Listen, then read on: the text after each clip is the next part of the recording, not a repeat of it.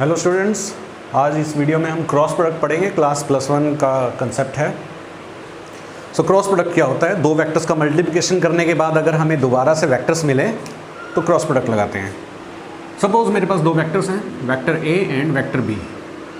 इन दोनों को मैंने मल्टीप्लाई करना है और अगर मल्टीप्लाई करने के बाद मुझे एक और वेक्टर मिलता है तो यहाँ आता है cross product. And cross product किसके इक्वल होता है? दोनों वेक्टर्स के मैग्नीट्यूड के मल्टीप्लिकेशन मल्टीप्लाई बाय उनके बीच में बनने वाले साइन एंगल के equal. So vector product of vector A and B is equal to magnitude of A multiply by magnitude of B multiply by sine of smaller angle between them.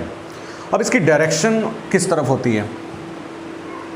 अब क्योंकि ये भी एक वेक्टर है तो मैं इसको तीसरा वेक्टर सी लिख सकता हूँ। सपोज करो कि मेरे पास दो वेक्टर हैं, vector A and vector B, इस डायरेक्शन में।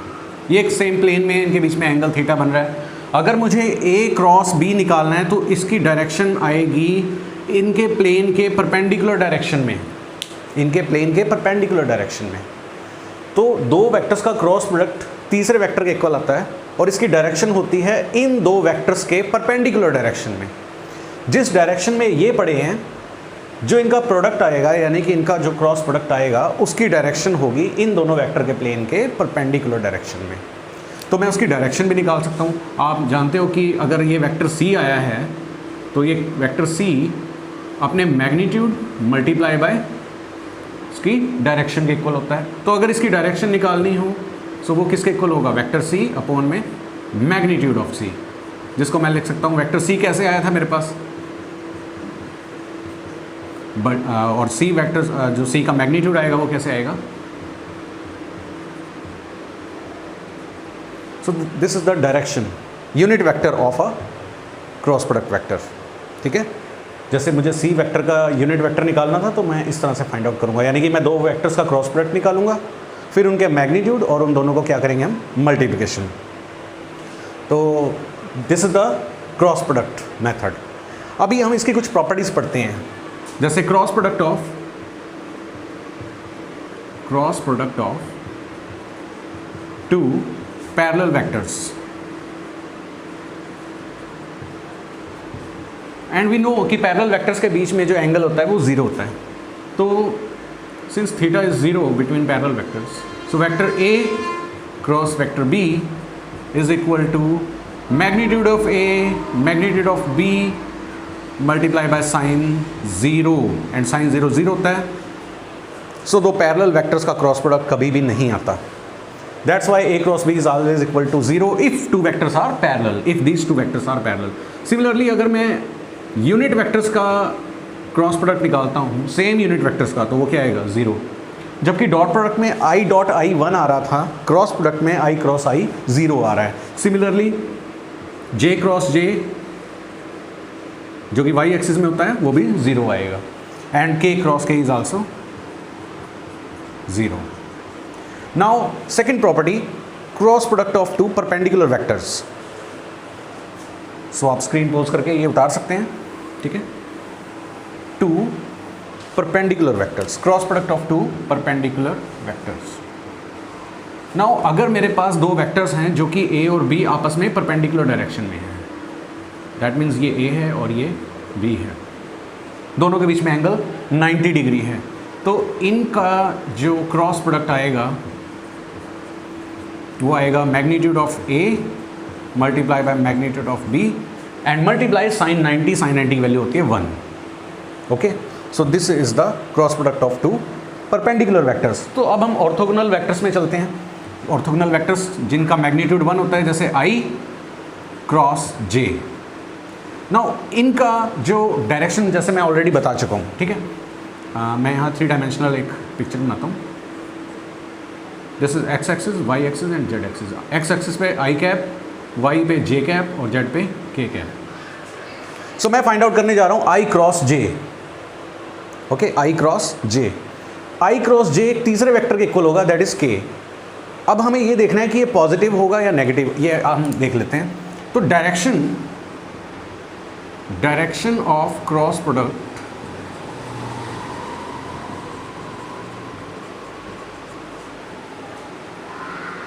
is find out by screw rule. Right hand screw rule. अब स्क्रू रूल का क्या मतलब है? देखिए, अगर मैं एंटी क्लॉकवाइज डायरेक्शन में घुमाता हूँ स्क्रू को तो वो बाहर की तरफ आता है, यानी कि अगर एंटी क्लॉकवाइज रोटेशन है तो वो आउटवर्ड होगी। अगर मैं स्क्रू को क्लॉकवाइज घुमाता हूं तो वो इनवर्ड होता है। ये जानते हैं आप, अगर मैं क्लॉकवाइज डायरेक्शन में घुमाता हूं तो स्क्रू अंदर जाता है, और अगर मैं एंटी क्लॉकवाइज में घुमाता हूं तो वो आउटवर्ड आता है। तो अब आप ये देखिए कि अगर मैं आई क्रॉस जे फाइंड आउट कर रहा हूं तो मैं एंटी क्लॉकवाइज कर रहा हूं। एंटी क्लॉकवाइज का मतलब वो बाहर की तरफ इस वक्त कौन सा वेक्टर है? वेक्टर के। तो आई क्रॉस जे की वैल्यू आएगी के। लेकिन अगर मैं जे क्रॉस आई करूं तो जे को आई की तरफ घुमा रहा हूं, यानी कि क्लॉकवाइज डायरेक्शन में। अगर क्लॉकवाइज डायरेक्शन में तो हमारे पास ये क्या आएगा? माइनस के। क्लियर आपको इतना कंसेप्ट? अगर दो वेक्टर्स आपस में परपेंडिकुलर डायरेक्शन में हो तो वो तीसरे वेक्टर के इक्वल आते हैं, तीसरे वेक्टर की डायरेक्शन के इक्वल आते हैं। तो आई क्रॉस जे ऑलवेज के इक्वल होगा, जे क्रॉस के ऑलवेज आई के इक्वल होगा। लेकिन वो पॉजिटिव होगा नेगेटिव, वो डिपेंड करता है कि हम क्लॉकवाइज घुमा रहे हैं या एंटी क्लॉकवाइज। सिमिलरली आप बाकी के क्रॉस प्रोडक्ट्स भी निकाल सकते हैं। फॉर एग्जांपल कि मैं कोई भी इसमें से दो प्रोडक्ट्स निकाल लेता हूँ। सपोज के क्रॉस आई फाइंड आउट करते हैं, के क्रॉस आई। सो ये रहा के, ये रहा आई। के को आई की तरफ मैं इस तरह से रोटेट करवा रहा हूँ। सो this is anti clockwise direction. तो के क्रॉस आई एंटी क्लॉकवाइज डायरेक्शन में आउटवर्ड, यानी कि ऊपर की तरफ। के और आई के आउटवर्ड यानी कि जे। तो ये के क्रॉस आई क्या आएगा मेरे पास? Plus J. आई होप कि आपको ये कंसेप्ट समझ आ गया होगा। और अब हम फाइंड आउट करते हैं कि कैसे दो गिवन वेक्टर्स का क्रॉस प्रोडक्ट निकाला जाता है, यानी कि रेक्टेंगुलर कंपोनेंट्स की फॉर्म में। अभी तो हम एंगल्स की फॉर्म में कर रहे थे, अब विदाउट एंगल कैसे क्रॉस प्रोडक्ट फाइंड आउट किया जाता है? सो विदाउट एंगल, सपोज कि मेरे पास टू वेक्टर्स गिवन हैं, vector A X I, A Y J plus A Z K. दूसरा वेक्टर है vector B X I plus B Y J plus B Z K. मुझे इन दोनों vectors का cross product find out करना है, vector A cross vector B. तो cross product कैसे find out होगा?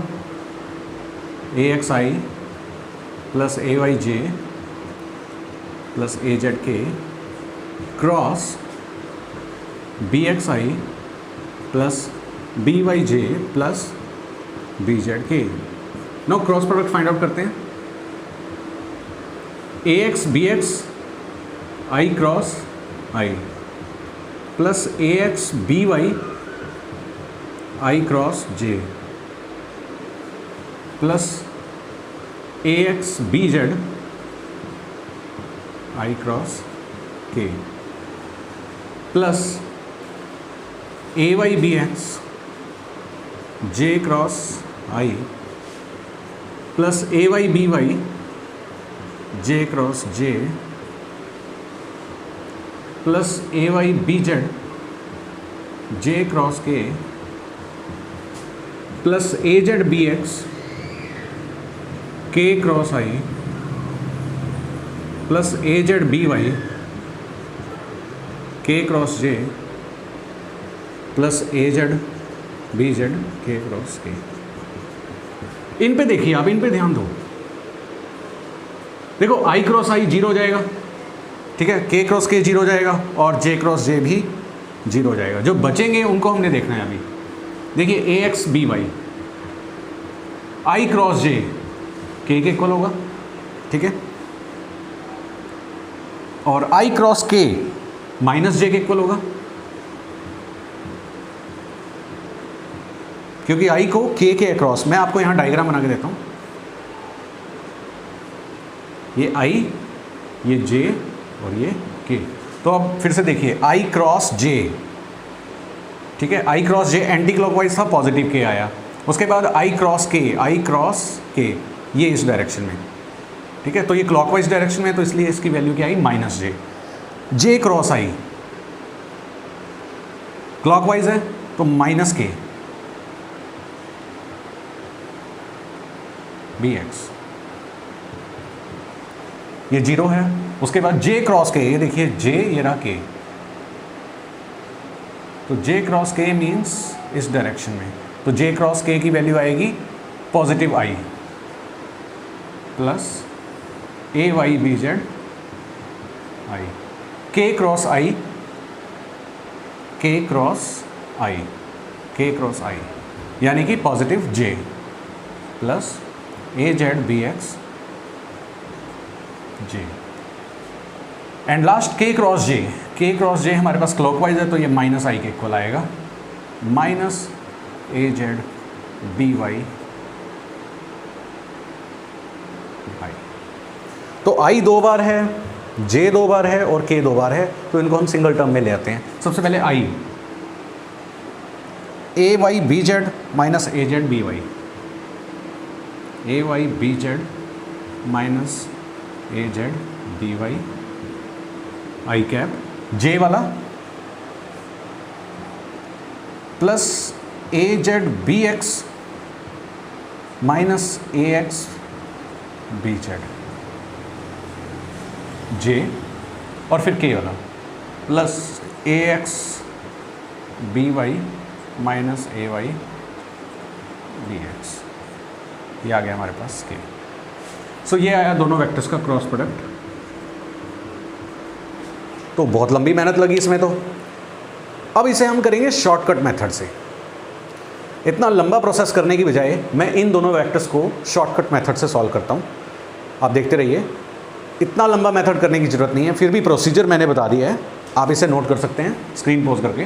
तो अब शॉर्टकट मेथड, कुछ नहीं करना हमें, इतना सब कुछ करने की ज़रूरत नहीं है। देखिए मैट्रिसेस फॉर्म,